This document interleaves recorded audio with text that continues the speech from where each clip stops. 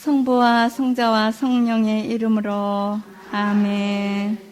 감사합니다, 주님. 우리들에게 오늘 열왕기하 13장에서 25장 끝까지 공부하면서 역대 왕들을 보게 됩니다. 히즈키야 왕이나 요시야 왕 같이 종교개혁을 하고 착한 왕이 있는가 하면 므낫세 왕이나 여로보암 1세, 2세 같이 악독한 왕들이 있습니다. 우리는 어느 길을 감으로써 하느님께 사랑을 받고 또 상을 받을 수 있는가를 이 역사를 통해서 공부할 수 있습니다. 주님, 우리나라도 남북으로 갈려 있습니다. 6월 25일은 정말 피비린내 나는 그런 때였습니다. 주님, 형제가 서로 칼을 들고 총을 쏘고 이런 일이 다시 없도록 우리나라의 남북 통일을 빨리 오게 해주시옵고 이북에도 하느님의 말씀의 복음이 전파되고 행복한 나날을 지낼 수 있도록 주님 우리나라에 축복을 많이 내려주세요. 이 모든 말씀 우리 주 예수 그리스도의 이름으로 비나이다. 아멘. 성부와 성자와 성신의 이름으로 아멘. 예, 오늘 열왕기하권 13장에서 25장 끝까지 공부하시겠습니다. 이제 여기에 보면은 여러 왕들의 얘기가 이제 오늘 끝이 나지요. 예, 그래서 왕들이 너무 많기 때문에 다 열거할 수가 없고 유명한 사람만 다룹니다. 그래 아주 선한 왕하고 악독한 왕하고 이렇게만 원래 신문에는 아주 유명한 사람만 나오게 돼 있잖아요. 착한 사람하고 아주 악한 사람하고. 예, 그래서 오늘 보면은 오늘의 이제 주제가 되는 것은 종교개혁이에요. 이스라엘 사람들이 무슨 종교개혁을 하나 이렇게 생각을 하죠. 우리는 지금 역사적으로 16세기에 그 마르틴 루터가 종교개혁을 했다 그러죠. 근데 그거는 종교개혁이 아니고 종교 뭐라 그러나 이렇게 분열이에요. 분열. 그래서 종교개혁이라는 거는 이 요시야 왕이나 히즈키야 왕처럼 하느님을 모시고 하느님 안에서 교회 안에서 이루어져야 돼요. 예언자들과 함께 이루어져야 되는데 이제 이렇게 나간 거 이런 것은 말하자면 분열. 그래서 우리나라에서만 뭐 장로교, 감리교 이렇게 말하지 다른 데는 그렇게 안 해요. 프로테스탄트라고 그래요. 자기네들 스스로 우리는 갈라져 나갔다. 그래서 프로테스탄트, 감리회, 장로회, 성결회, 회라고 그래요. 모임. 그냥 자기네들끼리 갈라져 나간 모임이라고 그래요. 예, 그래서 이제 여기에서 나오는 종교개혁이 어떤 것인가 이제 보겠습니다. 우선 종교개혁을 한 왕이 이제 이르기 전에 제일 통치를 아주 오래 하면서 선하게 살았던 왕이 우찌야 왕이에요. 우찌야 왕. 이 사람은 52년 동안을 왕노릇을 했어요. 그러니까 남쪽 유다 왕들만 여기 쭉 열거를 했습니다. 지난번에는 이제 북쪽 왕들을 많이 열거했으니까 이제 마지막에 남쪽 왕들 중에 유명한 종교개혁을 한 왕을 공부해야 되니까요. 근데 이분은 처음에 참 하느님께 선하게 이렇게 살았는데 후에 가서는 말에 가서는 항상 사람들이 조금 좀 해이해지지 않습니까? 그래서 제사장직을 자기가 이렇게 월권 행위를 해요. 산당에서 이제 제사를 지내는데 분향을 자기가 하겠노라고 왕이. 그래 분향을 하자마자 얼굴이 금방 나병이 걸려버렸어요. 하느님께서는 그런 거를 받으시지 않고 하느님께는 겸손한 자에게는 은총을 주시고 교만한 자에게는 그 은총을 빼앗으신다고 그랬거든요. 그래서 우찌야는 문둥병이 걸려가지고 왕궁에서도 살 수가 없어요. 홀로 지내야 돼요. 그런 사람들은 천막을 치고. 그래서 홀로 외롭게 이렇게 지내고 자기 아들 요담에게 왕세자에게 그 모든 정치 그런 거를 다 맡겼습니다. 그래서 이렇게 정말 우리가 이런 왕들의 얘기를 들으면서 뭐 우리가 우찌야 왕, 뭐 히즈키야 왕 이런 거를 외울 필요는 별로 없어요. 이제 유명한 왕 히즈키야는 좀 유명하죠. 그리고 요시야하고 두 명은 좀 알아둘 필요가 있어요. 그러나 다른 왕들은 뭐 알 필요가 별로 없습니다. 우리가 뭐 그거를 알아가지고 뭘 하겠어요? 그러니까 우리가 살아야 되는데 도움이 될 것만 알면 돼. 그가 문둥병이 걸렸다 이런 거는 좀 알아둘 필요가 있어요. 그래 우리가 이제 성전에 들어가서 미사 우리도 좀 지내면 좋겠다. 그러고 하면 문둥병 걸려요. 그러니까 참내를 해야죠. 그건 뭘 말하냐면 하느님을 이렇게 아주 법대로 잘 공경할 수 있도록 배우고 예의 바르게 예절 바르게 이렇게 해야 된다는 뜻이에요. 그래서 우리 자녀들이 복사하고 그럴 때 정말 예절 바르게 잘 보내세요. 세수랑 잘 시켜서 깨끗한 옷 입혀서 그렇게 보내야 되겠죠. 그 전에 우리 조카는 보면은 이제 복사를 꼭 하는데 아주 어렸을 때 했어요. 그러는데 복사 가라고만 이렇게 일으키기만 하면 울어요. 이렇게 잠을 이렇게 깨면 우는 거예요. 그러니까 아버지는 또 안 믿었거든요. 그러니까 왜는 깨가지고 울리고 그러느냐고. 꼭 한바탕 울고 그러고 가요. 그런 이제 어린애들은 아직 그 철이 없고 그러니까 그렇죠. 그래서 이렇게 그런 복사했을 때 정말 사실 레위인들이 이렇게 제대에서 심부름을 한 거죠. 그러니까 레위인 급에 올라가는 거예요. 굉장히 훌륭한 거예요. 그리고 이제 역대기 상하 배울 때 또 배우거든요. 역대기 상하. 그럴 때는 이제 이제 왕들의 얘기가 또 나와요. 근데 그때는 조금 좀 다른 각도에서 또 나와요. 그거는 전례적으로 하나님께 여기에서는 뭐 정치, 경제 뭐 이런 걸 함께 다뤘는데 그때 가서는 이제 좀 뭐라 그럴까 전례적으로 어떤 전례를 행했나 이런 왕들의 얘기가 또 나오게 됩니다. 그래서 그때는 한 번 나왔던 거 나오니까 좀 쉽고 그래서 이제 한꺼번에 다루게 돼요. 아주 길지만은 그래서 이제 몇 장에서 몇 장까지는 안 읽어와도 된다 이렇게 또 빼주고 왜냐하면 누구는 누구를 낳고 누구는 누구를 낳고 족보가 10장이에요. 그래서 그런 거는 안 읽어도 괜찮아요. 마태복음 1장도 읽기 싫죠. 뭐는 누구를 낳고 맨 이름도 알기도 어려운 이름 거기서 이제 알아야 될 이름은 다윗하고 예수님하고 이런 것만 알면 돼요. 그래서 이제 여기 히즈키야 왕을 보면은 이 사람은 남쪽 유다 왕국이죠. 북이스라엘이고 남은 유다 이래요. 근데 이분은 히즈키야 왕은요 참 아주 재미있는 에피소드가 많죠. 그런 산당을 제거했고 모든 왕들이 하지 못했던 그런 종교개혁을 단행한 분이에요. 이분이 그리고 성전을 수리하고 아주 성전 청소를 했어요. 그러니까 아주 역대 왕들이 못된 그 왕들이 막 우상을 갖다가 성전 안에 세워놓은 거 다 쓸어내고 제단 청소하고 이런 거를 한 분인데 일찍 죽게 되었어요. 이사야 예언자를 통해서 하나님께서 히즈키야한테 가서 너는 이제 손을 떼어라. 정치에서 넌 곧 죽을 것이다. 그러니까 히즈키야가 그런 게 아니에요. 히즈키야가 눈물의 기도를 해요. 하느님 그럴 수가 있습니까? 내가 이렇게 좋은 일도 많이 했는데 그러면서 따져요. 좀 따지면 한 15년 더 사나 봐요. 그래 이제 히즈키야는 그 따지기만 한 게 아니라 자기 또 내놓을 만한 것도 있었고 아주 정말 눈물의 기도를 드렸어요. 그래, 눈물의 기도 해보세요. 네, 그래서 우리나라 사람들도 아마 눈물의 기도를 좀 덜 했나 봐요. 그래서 이렇게 남북 통일도 안 되고 남북 통일 안 되면 뭐가 나쁘냐. 언제 쳐들어올지 모르는 그런 것이 있어요. 남북 통일이 되면 경제적으로 아주 호황을 누리게 되죠. 왜? 군대 안 가도 되고 막 무기를 많이 안 만들어도 되고 이러기 때문에 아주 경제적인 발전이 오게 되지요.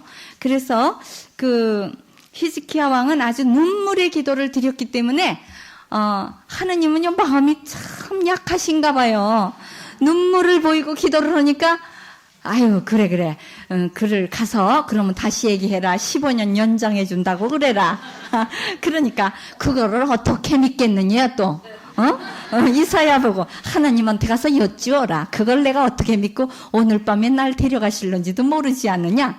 그러니까 증표를 받아오너라. 그랬어요. 그럼 또 이사야는 가가지고 종이에요. 말하자면 이렇게 하느님과 인간 사이에 종노릇, 중재자가 바로 그 제사장 예언자예요.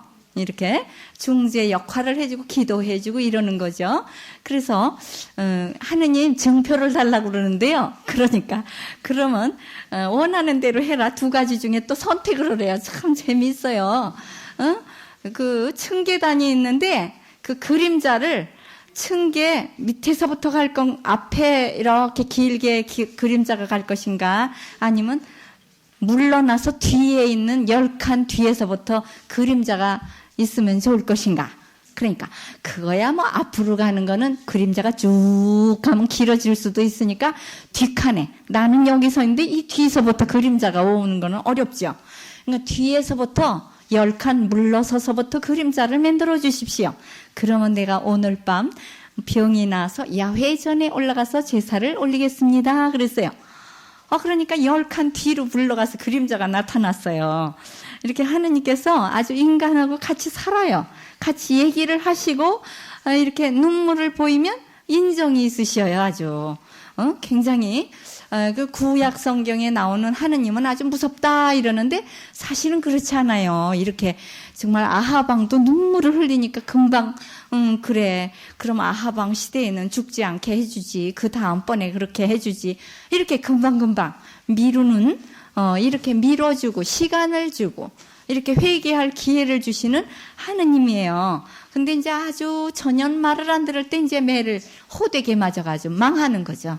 아주 전체가 국가가 망하는 거예요. 그래서 우리나라도 만약에 정말 이렇게 합쳐진 마음, 기도하는 마음이 없을 때에는 우리도 전체적으로 망하는 거예요.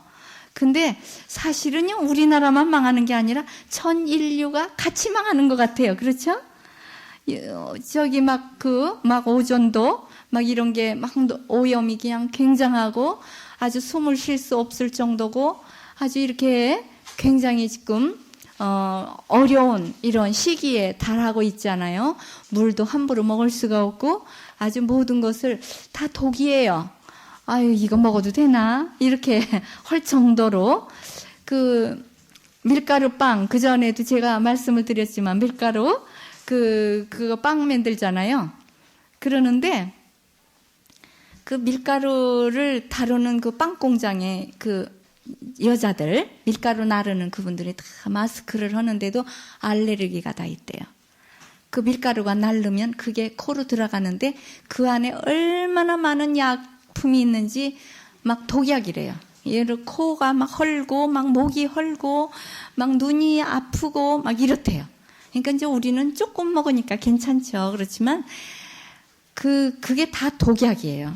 이제 빵 공장 큰일 났네 이제. 그러니까 우리밀을 사서 잡수시라고요. 제가 우리밀 홍보부장이에요. 우리 스녀원도 꼭 우리밀을 사다가 이제 빵을 만드는데 좀 빵이 잘 안 돼요. 그래서 보통 밀가루를 조금 같이 섞어가지고 우리밀하고 같이 이렇게 해서 이렇게 하면은 끈기가 있어요. 끈기 있게 이렇게 우리밀은 이렇게 풀어지기 때문에 빵이 이렇게 잘 되지를 않아요. 반죽 같은 게 이런 게 잘 안 되거든요.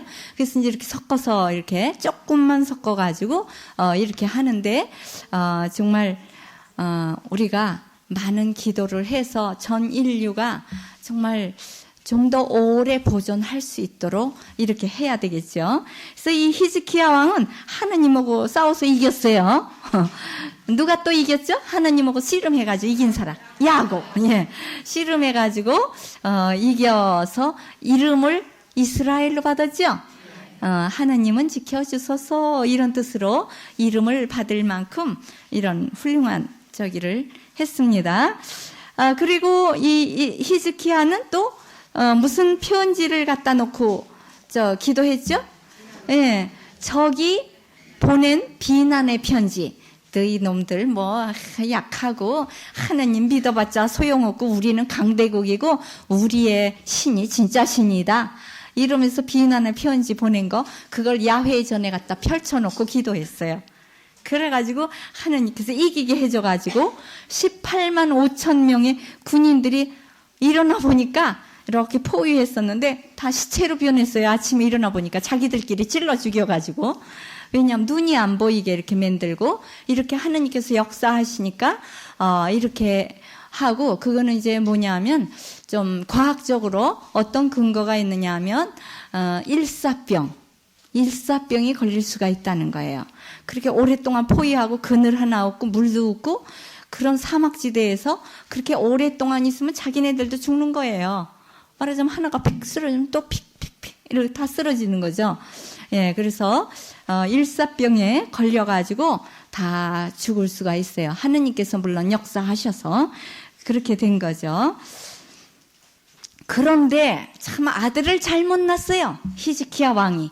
아들 낳았다고 좋아했는데 므낫세 왕이 아주 남쪽 유다 왕 중에 최고의 포악한 왕이에요. 포악한 왕 해보세요. 우리나라의 포악한 왕 누구예요? 연산군. 폭군 연산군. 아주 뭐 그거는 우리가 이름을 다 외울 정도지요. 그래서 폭군 그럼 연산군 이렇게 떠오르는데 폭군이 므낫세예요. 얼마나 이 므낫세 왕은 뭐 사람을 죽이고 그렇게 하는데 그 중에서도 누구를 죽이느냐? 아무나 다 파리 목숨같이 죽이지만 특별히 예언자들을 입을 막아놓은 그 왕이에요. 예언자들의 소리가 끊어졌어요. 그래서 50년 동안 예언자가 없었어요. 왜냐? 나오면 족족 죽이니까. 그래가지고 이 아주 55년 동안 오랜 세월 동안 너무 폭정을 해서 암흑기가 오래 가면은요 나라가 망해요. 왜냐? 문화가 없어지죠.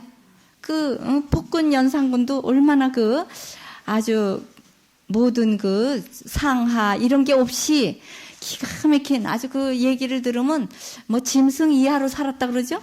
왕이 채통도 없이 그냥 벌거벗고 말놀이를 했다 그러죠. 벌거벗고 우하고 말처럼 하고 가면 궁녀들을 자기 등에 태우고 궁뎅이를 때리면서 빨리 가라 그러면 가고 이게 그러니까 그 왕으로서 그냥 너무 그냥 위험 있게 사는 거에 질려버려 가지고 그렇게 이제 반항적인 그런 것이 된 거죠. 물론 자기 어머니가 이렇게 약사발을 받고 죽은 거에 대한 원한에 사무쳐서 그러기 때문에 더 잘 살 수도 있는데 더 훌륭한 왕이 돼서 정말 선정을 할 수도 있는데 그렇게 악독하게 그러니까 조금 삐뚤어지면 이쪽으로 가는 거고 조금 삐뚤어지면 이쪽으로 좀 잘 되면 이쪽으로 가고 그러는 거예요. 우리는 두 군데 양갈래길에서 선택하는 거죠. 어느 쪽으로 갈 것인가 그거예요. 그래 이제 그 다음에 요시야 왕. 요시야 왕은 므낫세 왕의 아들은 악했어요. 근데 므낫세 왕이 나중에 가서 말년에 조금 회개했죠. 왜 그래요? 끌려갔어요. 갈코리로 외국에 끌려가가지고 막 호되게 야단을 맞은 다음에 내가 하느님을 안 믿고 그냥 여러 가지 신을 섬겨서 그렇구나. 아버지가 다 없앤 산당을 다시 세우고 얼마나 많은 우상을 새로 만들었거든요. 그게 왜 그러냐면 정치를 똑바르게 정신 차리고 하면 잘 나갈 수가 있는데 그렇지 않으면 조금만 정신을 안 차리면 외국에서 등살에 못 이겨요. 그래서 우상 숭배를 하는 거래요. 너 우리나라에 잘 보여야 돼. 우리나라가 믿는 신 갖다가 만들어 놔. 그러면 그대로 조금 바보는 그대로 해야지 자기가 사니까 그래서 우상 숭배를 하게 되는 거랍니다. 우리가 밀가루 먹고 싶어서 먹는 줄 아세요? 강제로 그냥 팔아먹으니까 어쩔 수 없이 우리가 먹는 거죠. 그런데 일본에는 안 그런데요. 갖다가 놔도 안 사간대요. 안 팔리니까 가져올 수가 없대요. 그러는데 우리 그 애국자들이기 때문에 아유 좀 사가세요 그래도 우리나라 것이 더 좋은데 왜 외국 걸 사가요? 근데 우리는 외국 상표만 사가요. 외국 상표만. 그러니까 잘 팔리니까 우리나라에 잘 팔아먹는 거예요. 우리는 그 사대주의 사상이 있어서 우리나라 거는 뭐든지 나쁘고 남의 나라 거는 뭐든지 좋고 이런 사상이 있어가지고 그 사대주의 사상 때문에 그렇죠. 그래서 이제 그 므낫세가 남의 나라에 가가지고 호되게 이제 고통을 받은다면은 자기 아들을 아무리 똑바로 가르칠래야 벌써 아들은 틀려 먹었어요. 벌써 커버렸어요. 그러니까 아들은 그냥 아버지가 한 대로 나쁘게 살았기 때문에 2년만 왕노릇을 하고 암살당해요. 그래서 그의 아들 요시야가 8살에 왕이 돼요. 요아스, 요시야. 아주 어릴 때 왕 된 사람이죠. 지난번에 요아스는 7살에 왕이 됐죠. 요시야는 8살에 왕이 됐어요. 그래서 31년 동안 왕 노릇을 했고 남쪽 유다에서 왕 노릇을 한 사람이고, 이분은 어떤 사람이냐? 종교 개혁을 히즈키야가 못다한 거를 한 사람이에요. 히즈키야 왕은 이제 그냥 성전 청소 정도 하고 그냥 눈물의 기도를 한 사람인데, 요시야는 뭐를 했어요? 말씀을 찾아낸 사람이에요. 예, 성서를 찾아낸 아주 보물 찾기를 한 사람이에요.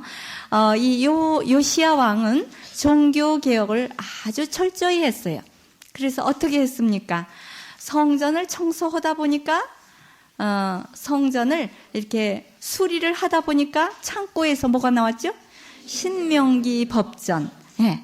그러니까 므낫세 자기 할아버지 왕이 다 없애버렸어요. 책이란 책은 다 불태워버리고 예언자는 다 죽이고 암흑시기.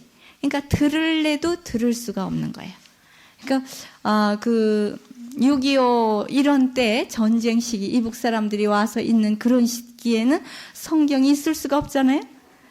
그 다 불태워버리고 그냥 갖다 잡아 죽이고 크리스찬들 다 잡아 죽이고 수녀 신부 이런 사람 다 잡아 죽이거든요. 목사 이런 사람들. 그런데 그런 때에도 굴 속에서 성서를 읽는 사람이 있지요. 그래가지고 그 야훼 전에서 성서를 찾아낸 거예요. 그래서 그거를 읽어주니까 왕이 세상에 우리는 이대로 안 살았구나. 이대로 살아야 축복을 받는데 어떡하나 그러고 옷을 찢었어요. 그리고 예언자가 있으세요. 훌다 해보세요. 예, 훌다에게 보냈어요. 우리는 어떻게 살면 좋은지 하느님께 여쭈어 보시오 이랬어요. 그러니까 여자들도 가끔가다 예언자가 나와요. 그래요. 이제 이사야 예언자 배울 때 또 나와요. 이사야의 예언자의 부인도 예언자라고 그랬죠. 예? 그 아주 가족 예언자 이사야는 아이들도 예언자고 어머니도 예언자, 아버지도 예언자, 다 예언자예요. 가족 예언자래요. 가족 예언자. 그러니까 아주 훌륭하니까 다 닮아가지고 그렇게 되는 거죠. 그래서 신명기 법전을 찾은 거로만 된 게 아니라 어떻게 해요? 실행을 해요. 그 성서를 이제 두루마리예요. 아주 뚜루루루 말아나는 큰 두루마리를 메고 다니면서 야훼 전에 올라가서 온 백성을 모아놓고 조목조목 읽어줘요. 그러면 아멘, 아멘 그대로 살겠습니다. 이렇게 했고 또 어떻게 했습니까? 아주 마을마다 다니면서 골골마다 다니면서 하고 그 대신에 그런 하느님께 역겨운 짓을 하는 산당은 다 제거를 하고 특별히 베델 제단, 그러니까 350년 전에 벌써 예언을 했었죠. 여로보암 왕이 그 베델 제단에서 금송아지 앞에서 제사 지내려고 그럴 때 어떻게 됐다 그랬죠? 하느님의 사람이 이 제단이 무너지리라 그랬죠. 그리고 요시야라는 왕이 나오면 바로 이 제단 위에 사람의 뼈를 태워가지고 부정하게 만들리라. 그랬죠. 그 예언이 이루어져서 이 요시야가 베델 제단에 가서 아주 박살을 내고 그 바알 제단에다가 그 이제 뭐 사제들 아주 나쁜 사람들 죽은 그 뼈 있죠. 그냥 사제가 아니라 바알 사제. 바알 사제들의 그 무덤을 다 파헤쳐서 그 뼈를 꺼내내가지고 그 제단 위에서 태워요. 그 시체가 닿은 것은 다 부정하다고 그러거든요. 그런데 죽은 시체를 뼈를 태웠으니 얼마나 더러운 거예요. 그러니까 그렇게 다 부정한 것으로 만들어버리고 이 요시야 왕이 아주 철두철미하게 이렇게 종교개혁을 한 왕이에요. 그런데 정말 우리는 정말 멋있다. 그런데 우리도 그렇게 멋있어질 수가 있는 거예요. 어느 집안에 보면 부모님 때는 열심히 하다가 그 다음 대에 가서는 아주 냉담을 하다가 그 다음 대에 가서는 또 아주 열렬해지다가 그 다음 대는 또 아주 또 냉담을 하다가 이렇게 뭐라 그러나 지그자그 이렇게 올라갔다 내려갔다 시소로 시소 게임을 해요. 우리는 죽을 때까지 항상 조금 잘하다가 조금 잘못하다 이러거든요. 그래서 우리는 어떻게 사는 것이 좋은 것인가 이런 거를 잘 공부를 하게 됩니다. 그 다음에 이제 북왕국이 멸망하는 것이 나오는데 북왕국은 BC 몇 년이에요? 722년. 그러니까 BC 920년에 남북으로 갈라졌지요. 남북으로 갈라져가지고, 그러니까 솔로몬 왕의 아들대. 그러니까 솔로몬 왕이 40년을 했죠. 한번 연대순 해보지요. 다시 1020년, BC 1020년인 사울이 왕 노릇을 20년 했지요. 그러니까 이제 다윗 왕은 1000년서부터 960년까지 왕 노릇을 하지요. 그 다음에 솔로몬 왕은 960년에서 40년이니까 920년까지 왕 노릇을 했죠. 그래서 920년에서 722년에 멸망하니까 딱 200년. 200년간 존속하고 북왕국은 멸망했어요. 왜? 북왕국의 멸망은 왜 그래요? 하느님은 그들을 미워했지요. 느밧의 아들 여로보암이 만든 그 금송아지를 계속 섬겼기 때문이에요. 그 북쪽 왕국의 왕들은 21명의 왕이 있었는데 전부 악왕이에요. 선왕이 한 명도 없어요. 왜? 그 금송아지를 계속 섬겼기 때문에 하느님이 그들을 싫어하셔서 빨리 멸망했어요. 그래서 우리도 정말 하느님 앞에 어떻게 아름답게 살아야 되겠구나. 이거를 여기서 느끼면 되는 거예요. 뭐 연대순 외우고 이러는 게 아니라. 그리고 멸망할 때 어떻게 됐냐면 아시리아로 그 북쪽 이스라엘에 있는 남자들을 전부 끌어갔어요. 아시리아로. 데려가서 노예로 삼는 거예요. 가서 뭐 여러 가지 힘든 일을 시키면서 그렇게 했고, 그리고 그쪽 나라의 여자들과 결혼을 시켜요. 그럼 어떻게 해요? 혼혈이 되니까 돌아오고 싶은 마음이 없어요. 나는 이 나라 사람도 저 나라 사람도 아니니까 그냥 그 나라에 사는 거예요. 그래요. 우리를 데려다가 일본에다 갖다 놓고 거기 사람과 결혼하면 그냥 그 나라 사람이 되는 거예요. 결혼을 했기 때문에. 그 아이들은 나는 뭐 이쪽도 저쪽도 아닌데 뭐 아무 데서나 살지 이렇게 되거든요. 애국 정신이 없어져요. 민족 정신이 말살되는 거예요. 혼혈이 되면. 피가 혼합이 돼. 그래서 이스라엘 사람들은 혼혈로 이렇게 되는 거를 제일 싫어해요. 그래, 만약에 결혼을 할 때라도 꼭 우리 종교를 고수하겠다는 거를 맹세한 다음에 결혼을 하더라도 한대요. 그리고 그 자녀들은 유대식 종교교육을 시킨다. 우리가 그러죠? 가톨릭식 종교교육을 시킨다. 그리고 결혼을 하지만 뭘 그래요? 자기부터 흐지부지. 애기 키우다 보면 아이고 미사는 그만 가야지 뭐 이러고 이제 바빠가지고 찍찍 그러니까 뭐 갈 수가 있어야죠 그냥. 그래 요즘엔 그래도 애기 방도 있기는 있어요. 참 아름답더라고요. 아빠하고 엄마하고 그 애기 때문에 그 이렇게 유리 된 그 속 안에 들어가서 미사를 하는 걸 보고 아이고 애기 때문에 같이 죄수 노릇을 하는구나 그랬어요.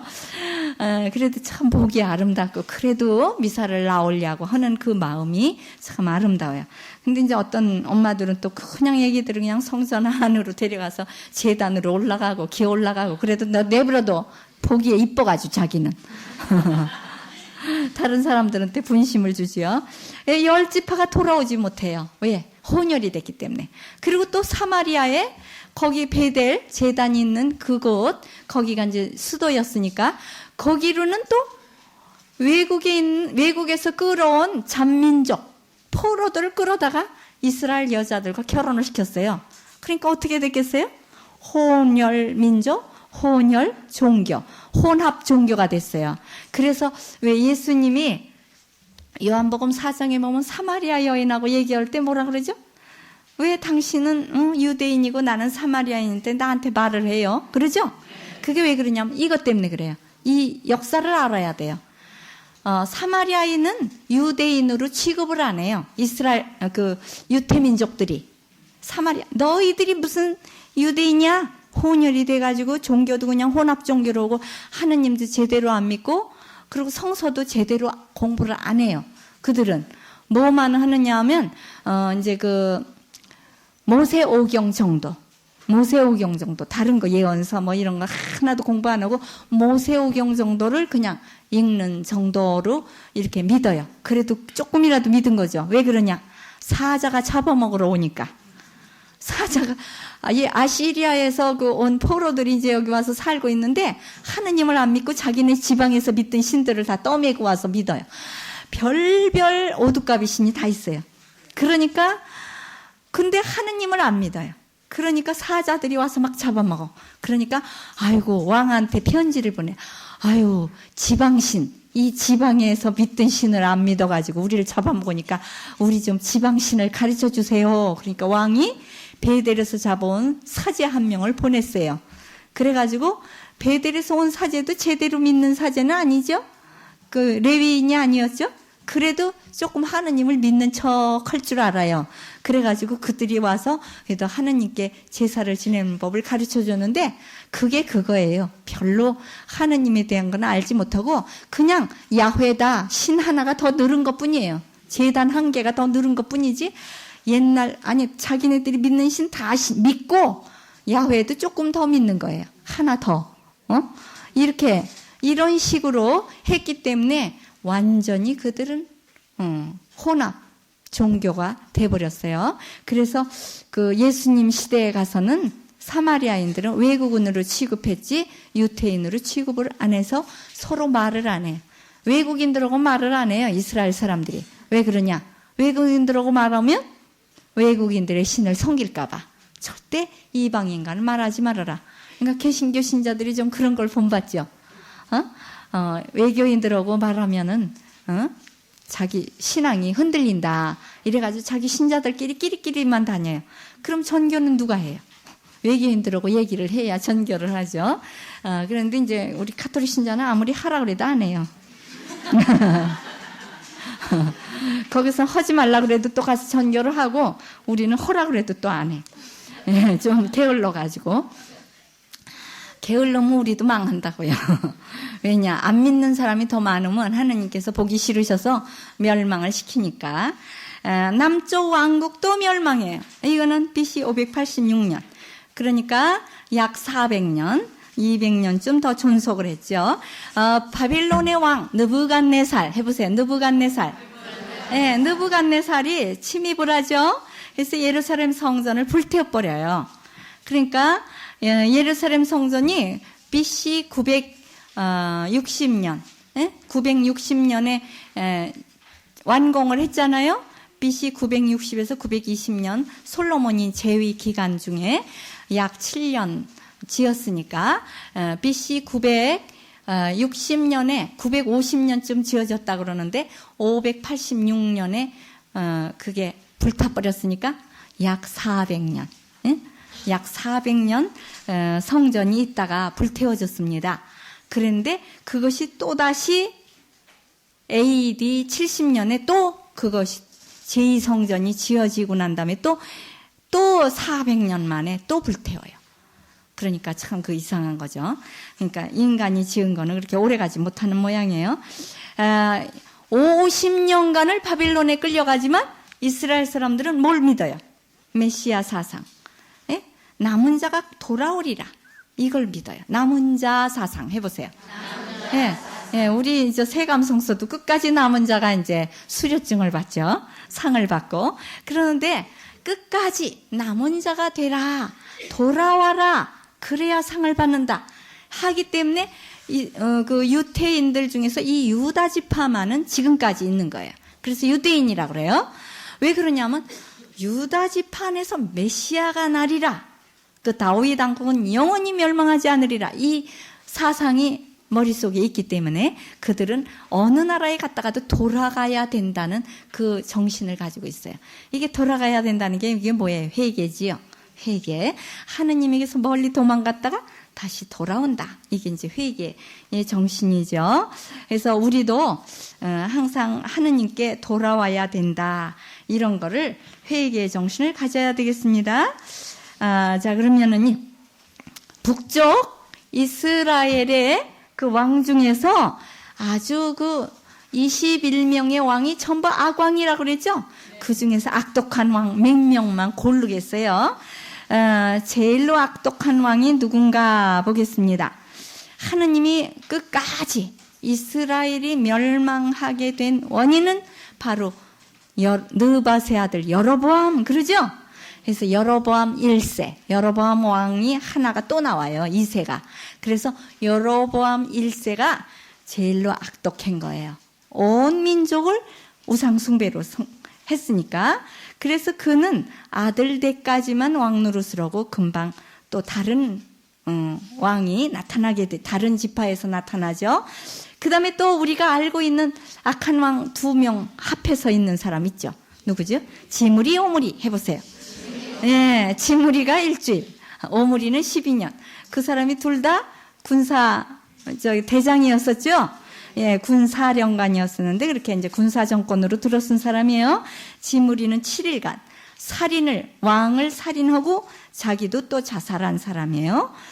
오므리는 12년 동안 왕 노릇을 했고 포악한 왕이기 때문에 6줄밖에 성경에 안 나와 있지요. 그러나 그가 그래도 경제적, 문화적으로 발전을 시켜서 외국에서 오므리 이러면 조금 알아준답니다.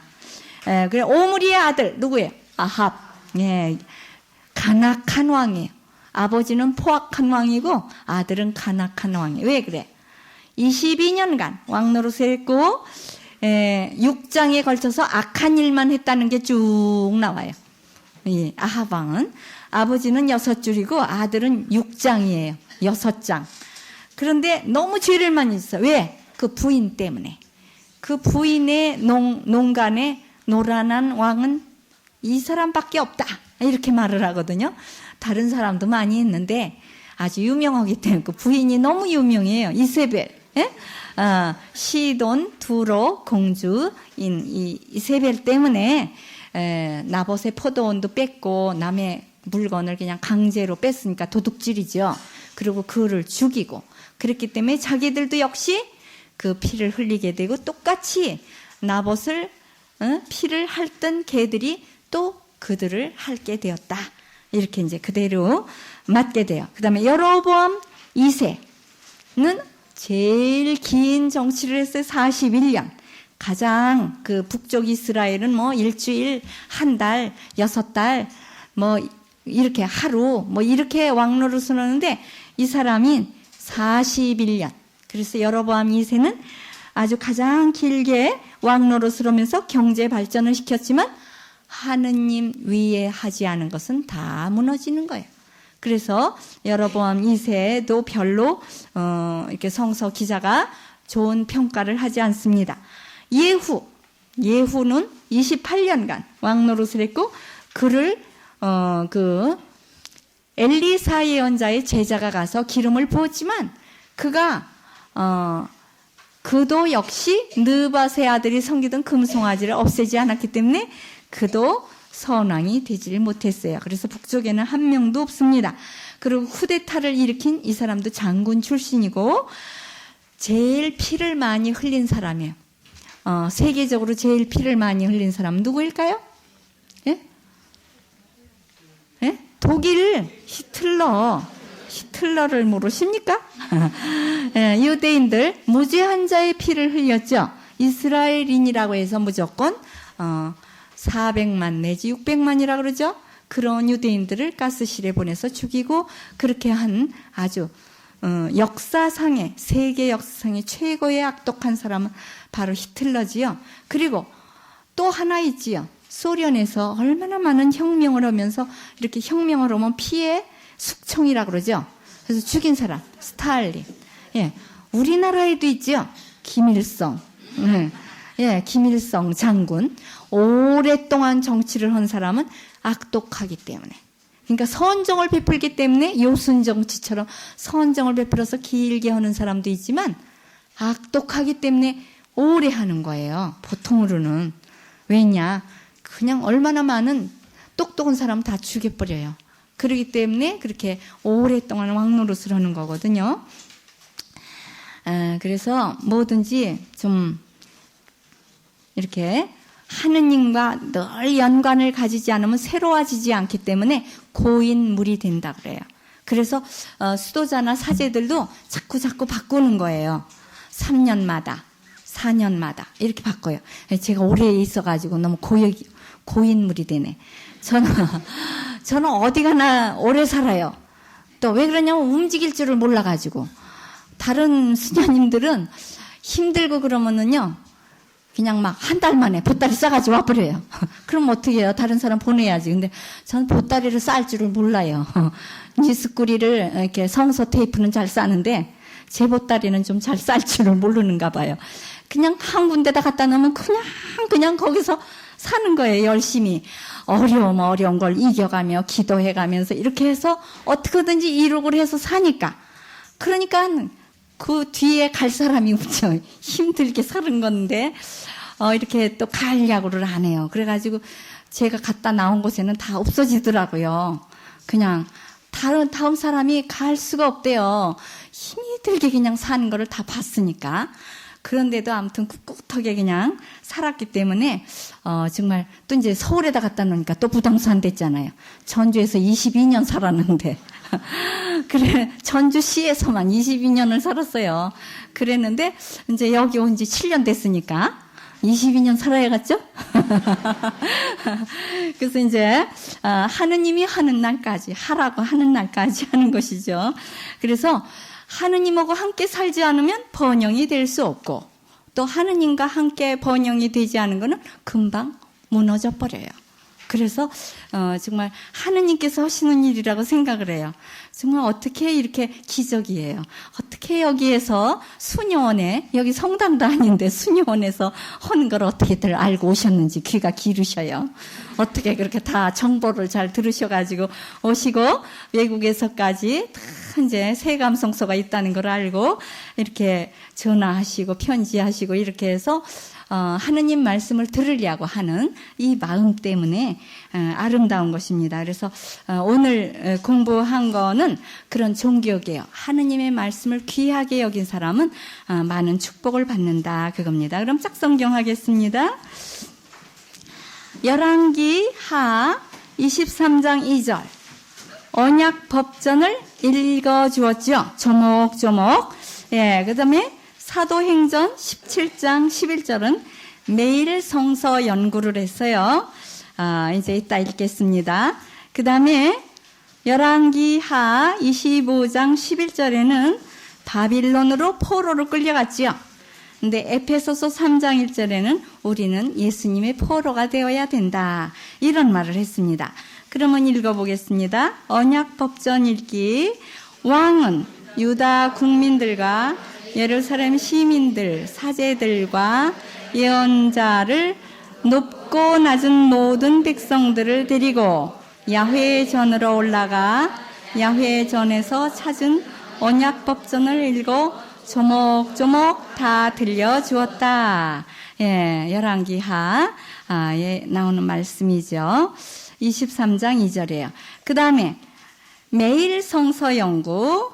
그곳 유다인들은 데살로니가 유다인들보다 마음이 트인 사람들이어서 말씀을 열심히 받아들이고 바울로의 말이 사실인지 알아보려고 날마다 성서 연구를 했다. 예, 어떻게 우리는 일주일에 한 번 하는 것도 힘드는데 날마다 성서 연구를 했대요. 3개월 동안을 그렇게 날마다 했다고 나와요. 열왕기 하 25장 11절 바빌론의 포로로 갔죠. 읽어보세요. 친위 제장 느부사라다는 예루살렘에 남은 사람들과 바빌론 왕에게 항복해 온다. 그리고 기타 남은 백성들을 포도로 데려갔다. 예, 이런 비천한 사람들만 몇 명 남겨서 이제 농사를 지어라. 그러고는 다 데려가 버렸어요. 에페소서 3장 1절에 예수님 포로, 이방인 여러분들을 위하여 그리스도 예수의 포로가 된 나 바울로는 하느님께 기도드립니다. 예, 그랬어요. 그래서 우리가 정말 하느님의 말씀이 바로 우리가 갈 길을 알려주고 내가 이렇게 살으면 하느님이 예뻐하시는구나. 이게 아주 밝혀져요. 내가 이쁜가 안 이쁜가 보려면 뭘 보면 되죠? 거울. 예. 바로 성소가 거울이에요. 그런데 어느 나라에 오늘 이제 예화예요. 거울입니다. 자기를 이제 보는 거울인데 임금님이 있었는데요. 그 거울을 하나 만들어 오너라 그랬더니 거울을 아주 요술 거울을 만들어 왔어요. 그 임금님이 추남이에요. 얼굴도 잘 못생기고 아주 좀 어리석게 이렇게 보이는데 그 거울을 보면 아주 잘나 보이게 그렇게 거울을 만들어다가 임금님께 바치니까 자기가 그 거울을 보니까 자기가 너무 훌륭하거든요. 그래서 아주 뽐내는 거예요. 뽐내고 그냥 복종을 해. 그냥 싸납게 백성들을 다스리고 그리고 아주 그냥 수많은 예쁜 여인들을 데리고 살고 왕이니까 자기 멋대로 사는 거죠. 그런데 어느 날 자기 거울이 아닌 거울을 만나게 되었어요. 그러니까 보통 거울이죠. 그 거울이 정상 아닙니까? 그 거울을 보니까 자기가 얼마나 못생겼는지 그만 기절을 해서 죽었대요. 그 거울을 보고. 그래서 우리도 그 아주 아집이라는 거울 속에 자기가 훌륭하고 아주 똑똑해 보이고 아주 이렇게 해서 자기 성의 거울을 따로 만들면 안 된다 그거죠. 그러니까 만민이 보는 거울은 바로 성서 말씀이에요. 이 성서 말씀에 나를 봐서 내가 이대로 살았으면 훌륭한 사람이고 그대로 살지 못했으면 나쁜 사람이다. 이런 거를 알아야만 진실된 자기를 발견하는 것이지 그냥 아성 속에 갇혀 있으면 자기가 어떤 사람인지 잘 모른다는 것입니다. 그래서 예수님 얼굴을 보고 자기를 닮아가도록 예수님 얼굴을 보고 자기 얼굴을 닮아가도록 이렇게 해야 되겠지요. 그래서 예수님 마음은 겸손하고 온유하다. 이거를 이제 잘 우리가 충분히 해 나가야 되겠습니다. 이제 하나는 실화입니다. 예, 제가 지난번에 도척에 전교 여행을 갔었죠. 거기 양로원이 있었는데 그 옆에 그 한 분이 이렇게 양로원 바로 옆에 마당가에 조그마한 오막집이 있는데 거기에 이제 어떤 분이 살고 있었어요. 강주엽 씨라는 분. 그분이 월남전에 갔다가 고엽제, 후유증 있죠? 이렇게 살이 문드러지고 썩고 그래가지고 부러지고 이거 이제 잘 이렇게 자꾸 깎아버리고 이러잖아요. 그런데 그분이 3개월 그거를 선고를 받았대요. 3개월 후에 죽는다. 그래가지고 딸 하나 낳아놓고 말하자면 월남에 갔다 왔는데 부인이 가버렸어요. 월남에서 이제 돈 보낸 거 다 가지고 딴 사람하고 가버렸어요. 그리고 이 사람은 병이 걸렸으니까 이제 와도 또 살 수도 없죠. 그리고 3개월밖에 못 산다는 그 선고를 받고 너무 기가 막히지요. 정말 내가 나라에 충성하고 이렇게 갔다 왔는데 가정은 파탄되고 부인은 없어지고 자기는 병이 걸리고 이렇게 죽을 몸이 되었는데 어떻게 할 것인가. 그런데 그냥 실망해서 자포자기해서 3개월 있다 죽나 지금 죽나 마찬가지다 그러고 자살해버리는 사람도 있지요. 보통으로는. 근데 이 사람은 희망을 가졌어요. 그래서 내가 이왕에 3개월 있다 죽을 몸 하느님이 축복을 주시겠다고 하는 성서나 한번 다 읽고 죽자. 이렇게 마음을 먹은 거예요. 하느님의 말씀을 읽기 시작을 했어요. 3개월 동안에 내가 한번 이거를 다 띄자. 그런데 아침 새벽 잠도 안 오잖아요. 자기 죽을 거를 생각하니까 지금부터 그냥 잠도 안 오니까 아무튼 잠만 조금 자고는 그냥 밥도 그냥 주먹밥을 만들어가지고 그냥 막 먹어가면서 주먹밥이 한국 샌드위치래요. 그냥 밥 먹고 국 먹고 반찬 먹을 시간이 어디서 그냥 밥 한 거 그냥 주먹 쥐어가지고 그거 그냥 깨물어 먹으면서 계속 성경을 읽었대요. 아무튼 밤낮으로 성경을 읽었대요.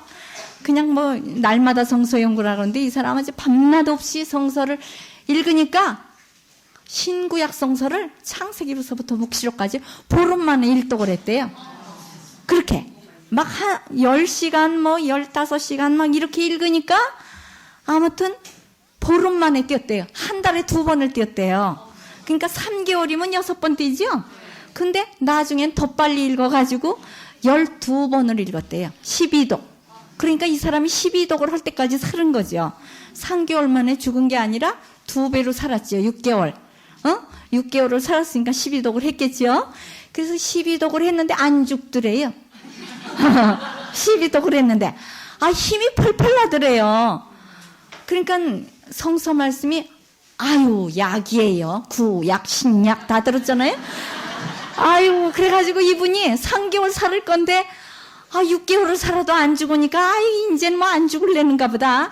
그래가지고 희망을 가지고 뭐를 하게 됐냐면 내가 이왕 죽을 몸이었는데 난 죽은 것이다. 그러니까 이건 부활한 몸이니까 하나님을 위해서 내가 뭔가를 하자.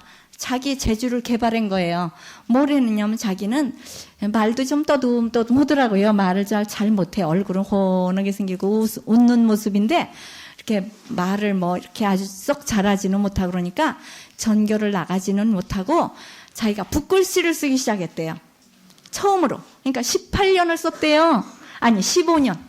이 히즈키야 왕이라 그랬어요. 내가 가서 당신 히즈키야 왕처럼 15년을 연장시켜줬네요. 그랬는데 히즈키야 왕은 15년 있다 죽었는데 당신은 아직 안 죽었잖아요. 그랬더니 아주 재미있어 하시고 그 강론을 듣고 난 다음에 테이블 들으면서 뭐 일거양득이 아니겠냐. 들으면서 글씨 쓰면서 그러면 하느님 말씀을 들으면서 쓰니까 얼마나 좋으냐. 붓글씨를 보통 글을 쓰는 게 아니라 신앙 서예전. 그래서 명동 그 옆에 무슨 회관 거기에서 그분이 신앙 서예전을 열었대요. 그러니까 김대건 신부님의 편지, 뭐 천주 가사, 뭐 이런 아주 중요한 순교자들의 그런 글 이런 거를 쓰시고 성경 말씀 이런 거를 쓰시고 이렇게 해서 2년 동안을 준비를 해가지고 그 서예전을 열어서 그것도 왜 목적이 교도소에 있는 재소자 돕기 그런 아주 자선 그런 서예전을 열었어요. 그래가지고 많은 사람들이 재소자를 돕는 것이니까 이제 작품들을 이제 사가고 아주 부채꼴 모양으로 해서 진복 팔단도 쓰고 여러 가지 아주 그런 글을 많이 썼는데 한글로 아주 너무너무 잘 썼어요. 그래서 아주 그냥 그분이 그래요. 제가요 아주 체험을 했습니다. 성서는 약이라는 거를 제가 알았거든요. 그러니까 저같이 일찍 죽으려고 그러면은요, 성서를 읽으라고 수녀님이 좀 이렇게 강의 때 허래요. 그러면 많은 약을 먹게, 사람들이 낫게. 그래서 그냥 아무튼 밤을 새워서 읽다시피 해가지고 보름 만에 뛰니까 자기 생애가 얼마 아니니까 빨리 읽으려고. 마음이 급해가지고 빨리 읽으려고 했는데 그렇게 12독을 했는데 정말 그렇게 우리 가톨릭 신자치고 정말 12독 한 사람 좀 드물죠. 교도소에 들어간 사람이 또 그렇게 좀 많이 읽어요. 어떤 사람은 500독을 했대죠. 성서를. 그런데 이제 누가 제일 500독은 좀 너무 한 것 같고 50독을 누가 했냐면 미켈란젤로가 성 베드로 대성전 천정화 있잖아요. 천정화를 그릴 때 50독을 읽었대요. 신구약 성서를. 그러니까 거기에 인물들이 한 300몇 명이 이렇게 나오는데 그 사람들을 전부 묵상을 해가지고 성서를 읽어 생생한 묵상. 막 하느님이 그냥 막 힘차게 이렇게 손을 뻗치면 아담이 나오잖아요. 아담도 그냥 막 옷도 다 벗고 아주 아주 국제적인 인물이 아니에요. 아담을 아주 멋있게 유니버스 아주 그런 사람을 만들어내고 그 옆에 그냥 줄줄이 또 아브라함, 노아 누구 다 이렇게 많은 인물들을 그리는데 그런 것을 정말 묵상을 해가지고 성서에서 나와가지고 그게 그려진 거래요. 그렇지? 그렇게 힘이 없이는 안 돼요. 네. 저 역시도 아마 한 12독은 넘을 거예요. 그러니까 성서를 가르친 지가 지금, 물론 이제 아주 수도원에 들어오면서부터 성서를 읽기 시작을 했으니까 많이 읽었지만 그런 거 다 빼고 가르친 것만 전주에서 가톨릭 센터 교육국에서 7년간을 가르치고 여기 와서 7년이니까 14년이지요. 예. 그래서 그렇게 오랫동안 하면서 제가 이거를 우리가 공부하기 위해서 일주일 동안 이걸 몇 번을 읽어요. 여기에서부터 여기까지 공부를 한다 그러면 한 번 읽는 게 아니라 몇 번을 읽으면서 묵상을 하고 또 하고 또 하고 그렇게 해서 이게 나오는 거예요. 이것도 작품입니다. 우리가 지금 작품 만드는 거예요. 공동으로 여기에 들어가는 게 여러분들이 있으니까 제가 작품을 만들지 대상이 없으면 못하거든요. 평화방송에 앉아서 하니까 말도 안 나오더라고요. 아주 힘이 들어서 대상이 있어야만 이렇게 같이 공동으로 웃으면서 이렇게 작품을 만들 수 있어요. 그래서 우리 하느님 말씀은 정말 힘이 있고 약이다 이런 거를 깨달으시고 하나하나 읽으실 때 좀 바쁘고 힘들고 그리고 뒤로 미루고 싶고 내가 나중에 배우자 집 산 다음에 또 우리 아들이 서울대학 간 다음에 이렇게 자꾸 미룰 것이 아니라 지금서부터 약이니까 읽고 그렇게 해서 약을 우리 자녀들에게 내가 먹어서 힘을 내서 이렇게 보내주면 아주 좋을 것 같습니다. 네, 감사합니다. 네. 이것도 오늘은 박수도 들어가겠네. 이분이요 삼고를 지키면서 글을 쓴대요. 삼고 해보세요. 삼고. 예, 뭐가 삼고냐 그러니까요 혼자 고독하게 부인도 없이 딸도 할머니가 키우신대요. 그래서 혼자 고독하게 밥을 지어 먹으면서 그냥 아침부터 밤중까지 글을 쓰거든요. 그래서 혼자 고독하게 하시고 또 하나는 자기 고통, 병이 없는 게 아니에요. 막 쓰러진대요. 전철 타러 내려가다가도. 그런 기운 없는 팔을 힘을 줘가지고 더군다나 중국에서 사온 화선지에다 쓰니까 이거 한 장 버리면 안 되니까 힘을 줘가지고 온 정성을 다해서 쓰니까 아주 부들부들 떨면서 이걸 쓰는 거예요. 그렇게 고통과 싸우면서 고독하면서 또 정말 모든 고난을 이긴 그 안에서 만드는 삼고의 작품이래요. 이것이. 그래서 정말 병과 싸우고 고독과 싸우고 또 여러 가지 고통이 아주 많지요. 이분에게는 여러 가지 분심잡념이 왜 없겠어요. 자기 가정도 없고 내 자녀도 어떻게 될 것인가 뭐 이런 거 여러 가지 분심이 있지만 그런 거와 다 싸워 이기면서 이 작품을 만들어 간다고. 그래서 이 작품이 더 힘이 있고 아름다웠다고 그래요. 그래서 그분이 정말 돈도 없고 그렇지요. 그 글 쓰고 그림 그리고 이런 사람 돈 좀 많이 없잖아요.